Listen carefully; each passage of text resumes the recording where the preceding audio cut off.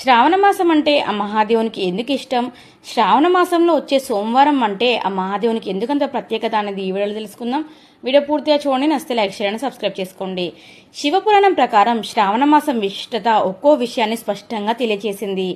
ఆ మహాదేవుడు సముద్రం మదనం సమయంలో విషం తాగింది శ్రావణ మాసంలోనే. ఈ మాసంలో వర్షాకాలం కాబట్టి విషం తాగిన సమయంలో ఆయన శరీరానికి ఇబ్బంది అవుతుంది కాబట్టి వర్షం కురిపించి ఆయనకు అభిషేకం చేశాడు ఆ వరదేవుడు. కాబట్టి ఈ మాసంలో శివ భక్తులు ఆయనకు అభిషేకం చేస్తారు. అలాగే పార్వతీదేవి శివుణ్ణి ప్రసన్నం చేసుకోవడానికి శ్రావణ మాసం నుండి తపస్సు ప్రారంభించింది. అంతేకాదు ఈ శ్రావణ మాసంలోనే ఆ పార్వతీదేవి 16 సోమవారాల వ్రతం చేసింది కాబట్టి శ్రావణ మాసంలో వచ్చే సోమవారం అంటే ఆయనకు అంత ప్రత్యేకత. అలాగే చంద్రుని శక్తులు శివునిలో మమేకమై ఉంటాయి కాబట్టి చంద్రుణ్ణి సోముడు అని కూడా పిలుస్తాడు కాబట్టి సోమవారం ఆయనకు అంత ప్రత్యేకం. అలాగే ఆ మహాదేవుడు స్వయంగా చెప్పాడు, శ్రావణ మాసంలో ఎవరైతే జలంతో అభిషేకం చేసి బిల్వపత్రాలతో నా పూజ చేస్తారో వాళ్లకు మోక్షం ప్రాప్తిస్తుంది అని.